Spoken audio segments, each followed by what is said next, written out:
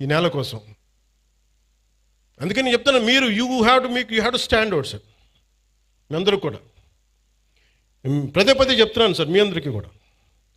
రోడ్ల మీద simple civil dispute I want tell, మీ అందరికీ చెప్తున్నాను. పెద్ద పెంకి అనే గ్రామం ఉంది, మనం ఏమైనా ఇంటర్వ్యూలో కూడా చెప్పారు. మధ్యలో ఒక గ్రామం, ఒక 3000 ఇళ్ళు, మధ్యలో ఎస్సీ కులస్తులు ఉంటారు, ఆ చుట్టుపక్కలేమో బీసీ కులస్తులు, ఆ చుట్టుపక్కల మిగతా కులస్తులు ఉంటారు. ఎవరి కాళ్ళు గోడలు కట్టేసుకున్నారు, మీ మురుగు నీరు మా దగ్గరికి రాకూడదు, మీ నీరు మా దగ్గరికి రాకూడదు అని పెట్టేసుకుని ఫైనలీ ఒక సోషల్ కాన్ఫ్లిక్ట్ అయిపోయింది. దాన్ని ఎలాగైనా చేయాలి. నేను ఒక టిపికల్ రాజకీయ నాయకుని అయితే, మీరు ఎస్సీలని మీరు దూరం చేశారని బీసీలు అనాలి, బీసీలనేమో మీరు చెప్పి ఓసీలు అనాలి. నేను అవన్నీ ఏం చేయలే. It's a simple violation. అది పంచాయతీ చేసిన తప్పులు ఇవి. మీరు పంచాయతీలు కట్టినప్పుడు, మీరు లేఅవుట్స్ వేసినప్పుడు మీరు మురుగునీరు సౌకర్యాలు కల్పించాల. రోడ్ల మీదకి ఎన్క్రోచ్మెంట్ జరిగినాయి.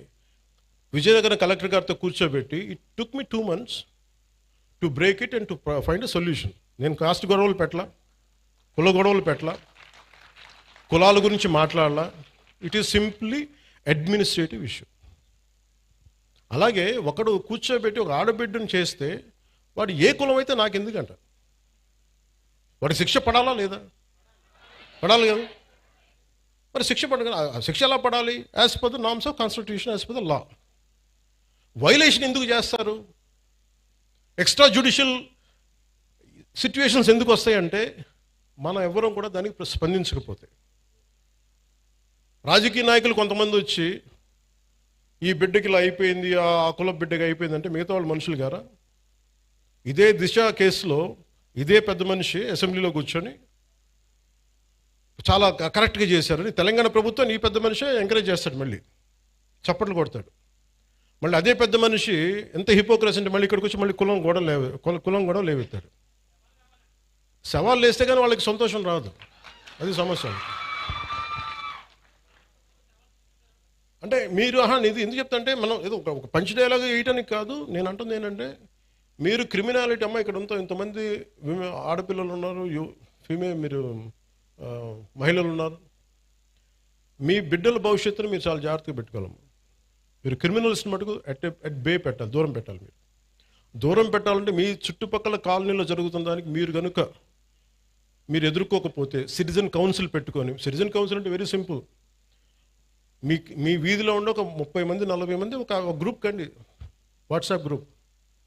అలాంటి వాట్సాప్ గ్రూప్ ప్రతి సందులో ఒకటి మొదలు పెడితే మీ మొత్తం ఆ కాలనీకో దీనికో అన్నీ కలిపి ఒక కనీసం 1000 ఓట్లు, 1000 మంది తయారవుతారు. 1000 మంది రావగానే any typical politician will think of 1000 votes. At least దానికన్నా స్పందిస్తారు. కోపం రాకపోవచ్చు పొలిటీషియన్స్కి అందరికీ, కనీసం 1000 ఓట్లు పోతాయేమో ఆ కాలనీలో, మనకి రావేమో, మనకి ఆ భానుగుడి జంక్షన్ ఓట్లు రావేమో అని చెప్పి కొంచెం చేస్తారు, అట్లీస్ట్ దాని ఉద్దేశం పెట్టుకోండి. సో అందుకే నాకు ఇది ఎందుకు చెప్తున్నానంటే, law and order, let us be very clear, we won't spare anybody. అలాగే ఈ వైసీపీ రౌడీ మొక్క కూడా చెప్తున్నా, మీరు ఇలాంటి ఎన్ని పిచ్చి వేషాలు వేసినా రేపు నుంచి నన్ను తిడతారు, నాకు ఓకే.